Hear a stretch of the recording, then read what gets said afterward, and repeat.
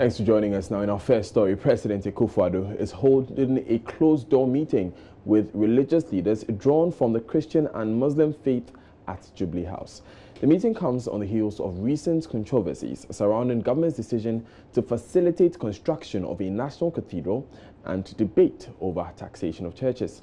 Other national issues include the rolling out of the double-track system to accommodate the huge numbers expected to enter the senior high school is also high on the table. Before entering the closed session, President Akufo-Addo said he was open to discussing matters of concern to the clergy and government. General Overseer of the Action Chapel International, Archbishop Nicholas Duncan Williams, in an open prayer, called for wisdom and energy for the president to deal with the sufferings in the country and lead it to prosperity. We'll bring you more updates on that story in later bulletins. Now, the church played no part in the selection of a location for the new National Cathedral. That is what the new presiding bishop of the Methodist Church in Ghana has revealed. According to the Right Reverend Dr. Paul Kwabena, the Methodist Church, which is represented on the Board of Trustees, had no hand in deciding where the new cathedral will be located. In an exclusive interview, the newly appointed presiding bishop told Joy News' Kojo Yankson that it was government that initiated the idea to build a national cathedral. For the choice of the location has not come to us for any discussions yet. As the Methodist people, it has not come to us yet. So the choice, well, since it's made up of a number of people from all the denominations, the consensus was arrived at, and then so I think that is how they came by that. Well, for the choice of the location. Now, until his recent appointment as presiding bishop, Right Reverend Dr. Boafo was the administrative bishop of the Methodist Church in Ghana. We'll move to other issues now. In the Consolidated Bank Ghana Limited on Monday sacked about 700 staff who were from the staff pool of the defunct Beige Bank. Now, the layoff has become necessary as the new bank says it does not have use for them in their operations. A handful of the affected staff earlier picketed the defunct Beige Bank's former headquarters at Jolu. Those who spoke to Maxwell Agbagba are demanding their July and August salaries. We have worked for July and August, so all we are demanding for now is that we should be paid our July and August salaries because it is our sweat. We have worked for it because we don't understand why they will ask us to remain calm and be at post and continue to do what we do best, but yet still others have been paid and we are still not being paid our July and August salaries. And as at now, we are stranded. We have no one to talk to. Our former leaders are nowhere to be found, so we are on our own. But so all we are asking of the new CEO of the Consolidated Bank Ghana is that they should pay us our July and August salary, because before the takeover happened, we were still at post working, and then after the takeover, a mail was sent that we should remain calm, that our salaries will be paid, and then as at now, we have used all our monies on us as transportation and feeding to our various branches to work. And then only to find out that we have not been paid our July and August salary.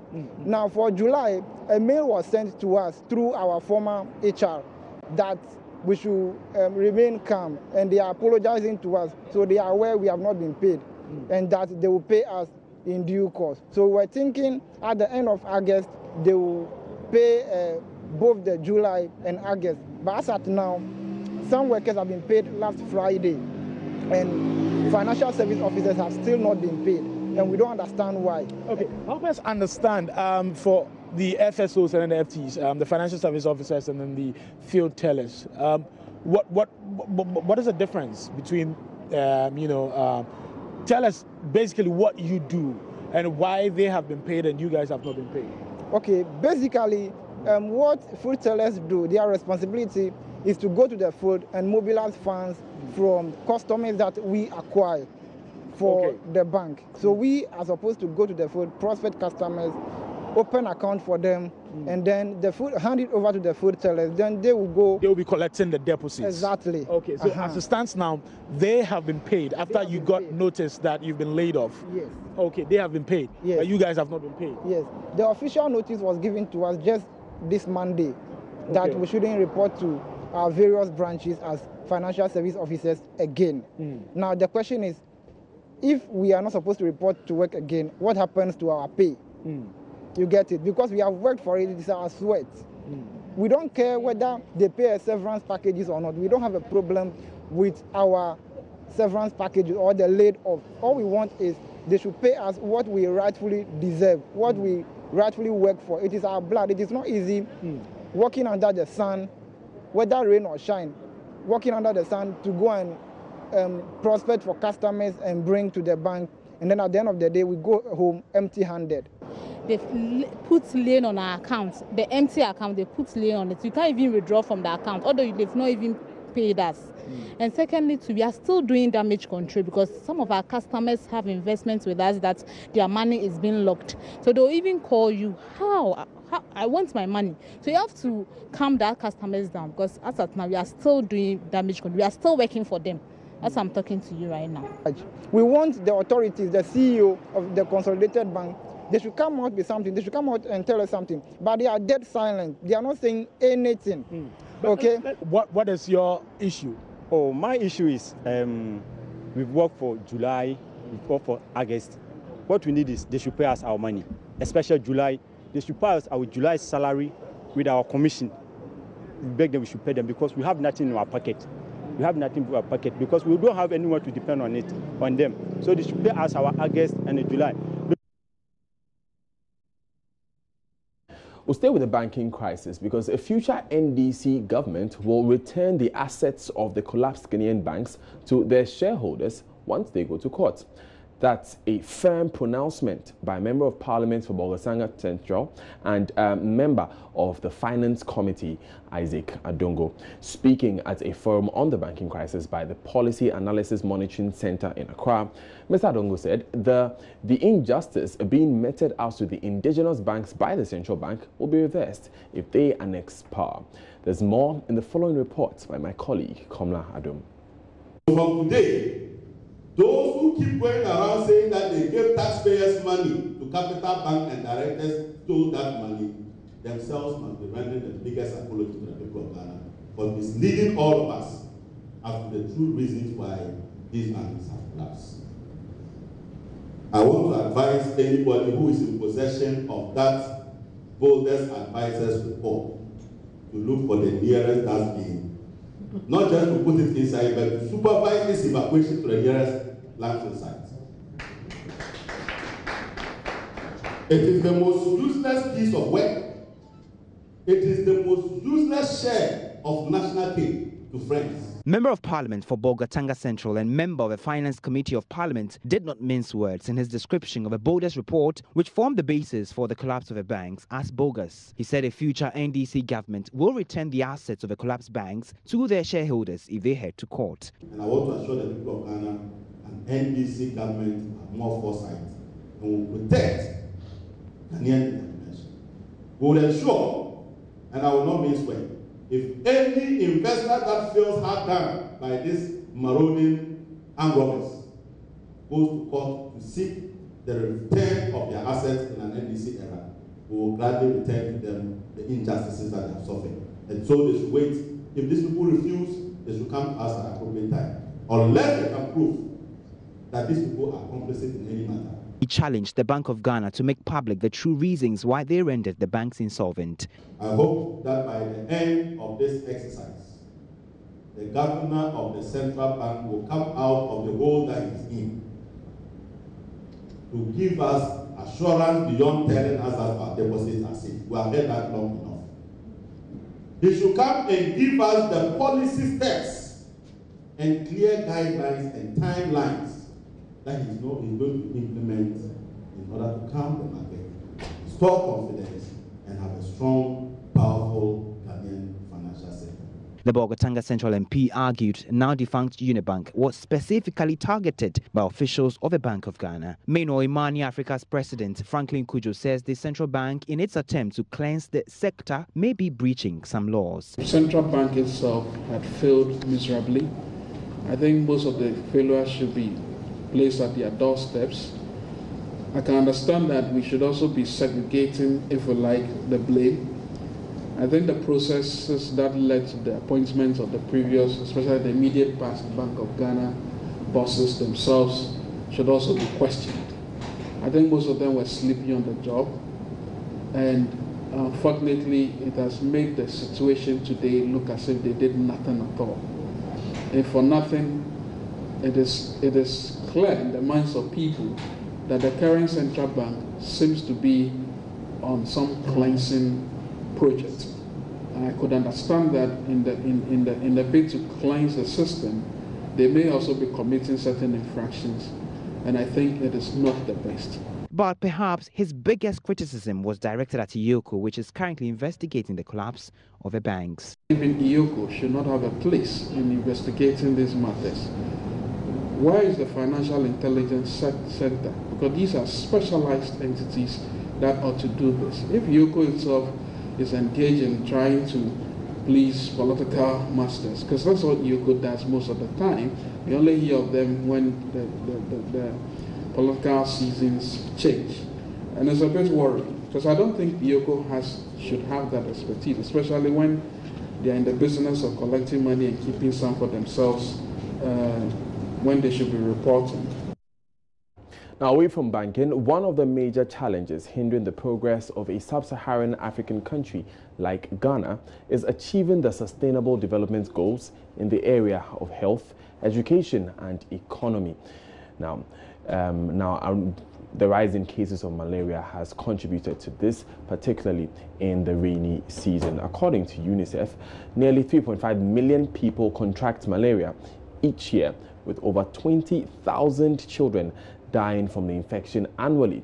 Well, 4 men, Kwame Bekwin, Nana Ajima Mprempe, Francis Moni and Godfred Owusu, have just completed a 6-day bike ride from Accra to Lagos in hopes of raising 100,000 Ghana cedis to support Hope Christian Hospital in Gomwa-Fete, as the hospital is struggling to deliver healthcare service to hundreds of patients rushed to the facility each week over cases of malaria. Here's Nana Ajima Mprempe, a member of the Cyclone cycling team, speaking to Joy News on arrival to Accra from Lagos. Farmers spending a lot of time in the field day and night actually get bitten by mosquitoes, giving them malaria, and if they don't find a very good hospital that's well equipped, they will not be able to get the needed treatment to go back to their farms and make sure it functions well. So in the case of Village of Hope, in our quest to ride from here to Lagos and get a good story, we found that helping them raise the necessary funds to get the necessary tools in place will actually help them to take good care of these farmers who are often bitten and get infected, not just them but their children, so that they are strong enough to prepare the food that we need to eat and function and ride from here to Lagos, as a matter of fact. So the linkage is quite simple. Your health is a factor of the lifestyle, the food you eat, and also your environment, in case you get sick, how you are taken care of. Now, for his part, Medical Director of Hope Christian Hospital, Dr. Alex Piasa Kodia, says proceeds from the project will go a long way to purchase a blood bank refrigerator and other medical supplies needed to work effectively. Most cases, especially in our area, the children come with anemia.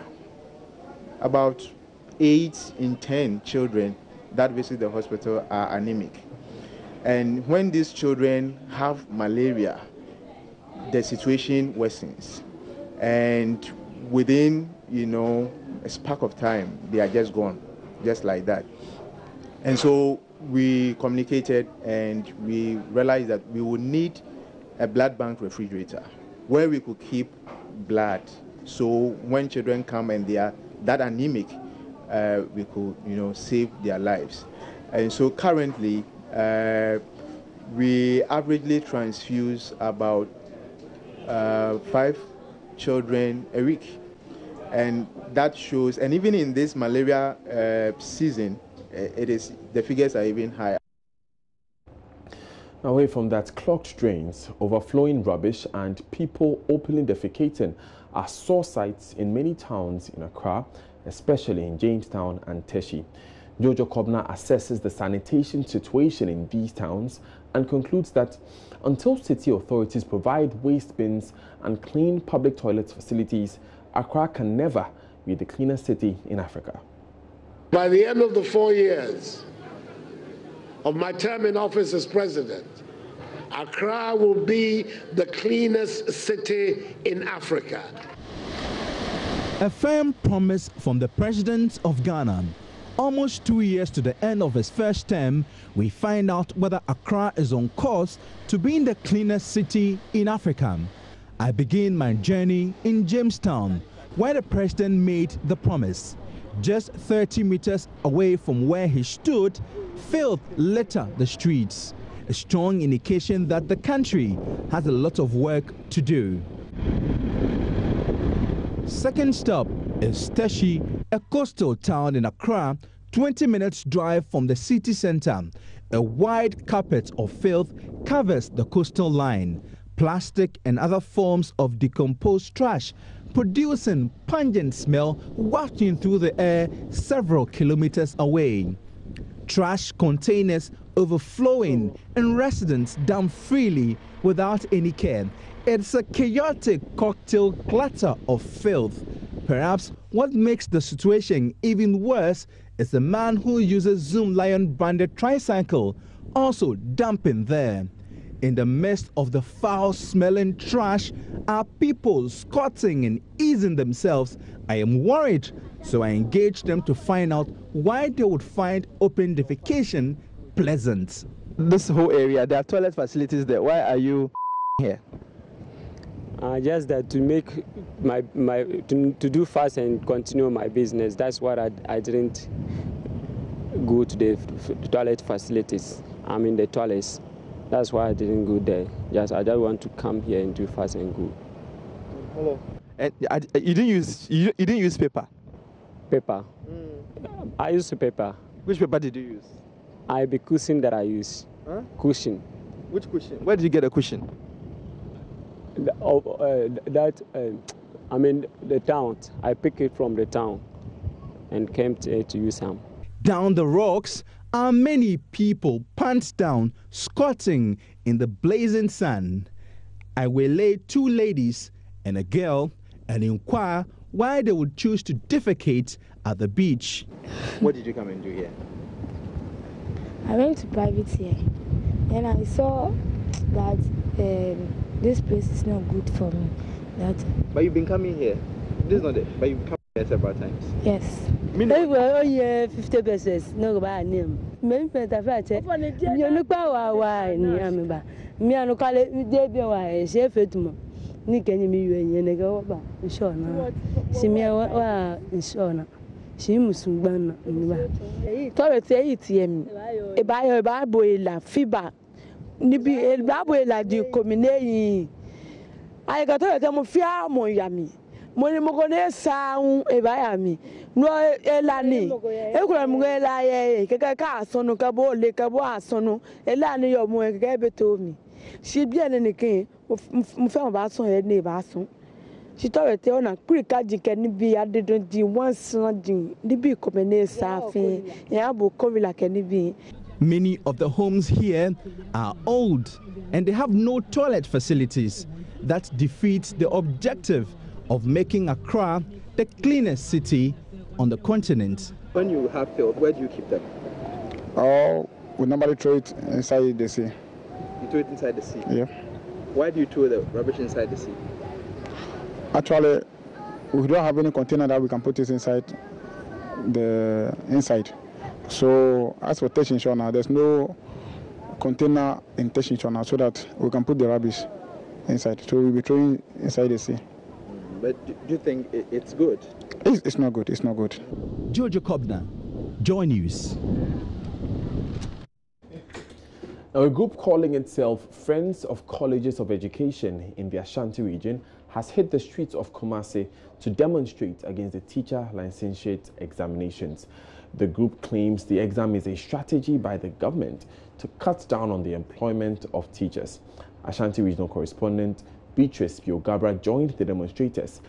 The group sent 2 separate petitions to the Regional Coordinating Council for the Minister and the Regional Education Directorate.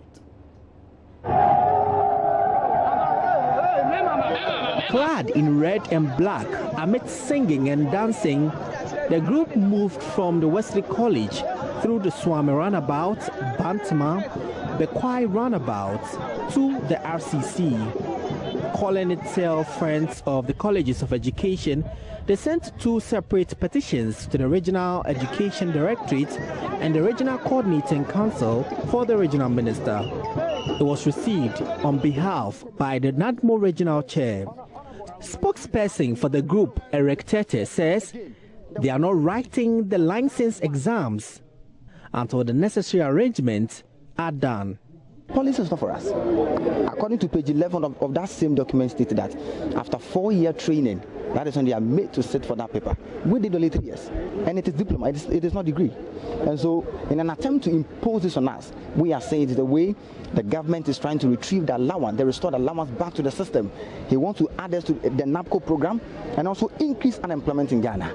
We are saying the government should come down and find better ways to resolve this matter with us. We understand a lot of trade unions had a series of consultation with National Teaching Council. They are refusing to accept their views. All of them are raising red flags to that same implementation. They are in haste. And now when you go to their own document again, the date for writing this examination, there is even a mistake with it. Because receipt are also writing. And the issue is that now those who haven't receipt, it means automatically they are disqualified. What is all this mess? UCC is sanitizing the system already. And so we believe this administration is trying to sideline newly trained teachers. And we are saying that if Nana Akufo-Addo doesn't come down, His Excellency, teachers are agents of change and will effect that 2020. If the best know, we are saying that it means rule of law doesn't exist in Ghana. When people have power, they tend to abuse those who are below. We are youth, and we are saying that according to provisions of the Constitution, Article 21 stated that we have right to do this. If they want to exercise the rule of law, they must consider some of these things. They shouldn't feel shy to come to terms with us. Yes, they are leaders, and they cannot always be right. So we are saying that they should come down and review into their own written document they give us. Because number one of their procedure was talking about indexing, where you see NTC will capture our details in their portal. We're not even there. We are out already. And today I say this because we understand some of our names are with the regional whatever means of education, they won't employ us even with us examination. We are not interested. We won't beg them for job this year. The youth are serious about this matter. That is how it is. When we are seeing some loopholes and we want to address them, quickly they want to sideline us. We don't care. We are fighting for our right, and it's time the youth need to come together. Enough of that.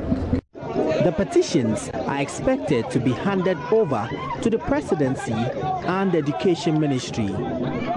Prince Apia reporting.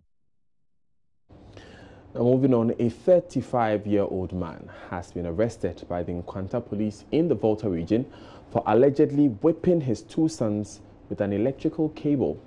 Kofi Kono Ebusiapeyin has allegedly beat the boys for leaving the house to watch football without permission. The boys, Francis, Kofi and Joe, who is 9 years old, and Joe, who is 7 years old, suffered severe cuts on their bodies as a result of the whipping. Mother of the 2, Atta Joyce, who reported the incidents to the police, expressed disgust about the incident. The police explained the facts of the case to the media. Viewers are warned images could be worrying.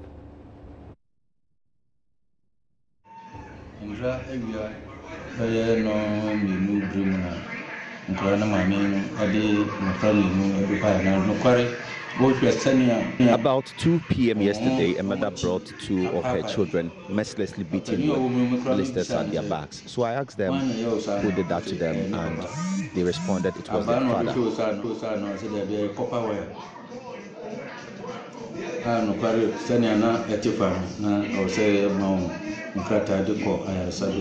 So I asked whether it was a cane used, but the children said it was a copper oil.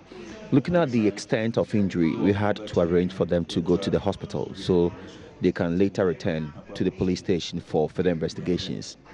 The father has been arrested and he will have to explain why he beat the children the way he did, whether with a copper wire.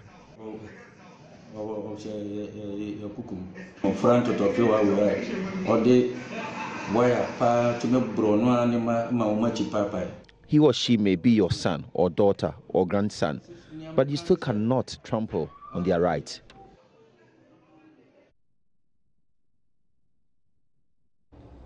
Apologies to viewers again, those pictures were quite disturbing. Now, Joy News' parliamentary correspondent Joseph Opoku-Gakpo is part of a panel discussing the future of Africa's food production at the Food Security Conference in Durban, South Africa. The conference is by the civil society group BioAfrica, and it's being held in collaboration with South Africa's Ministry of Science and Technology. A while ago, Joseph Opoku-Gakpo, who also delivered a presentation on the challenges threatening the continent's food security, shared this with us. What would usually do the trick if you want to address some of these concerns?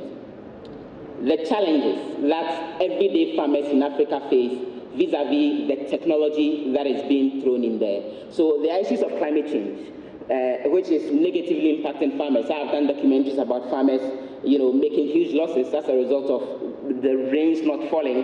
There are problems with the fall armyworm invasion, which has been a major talking point, which is again a key thing that African farmers are battling with. There are concerns about low productivity. There are concerns about migration from rural areas, and also it resulting in a situation where there are no farm hands in a lot of the rural communities.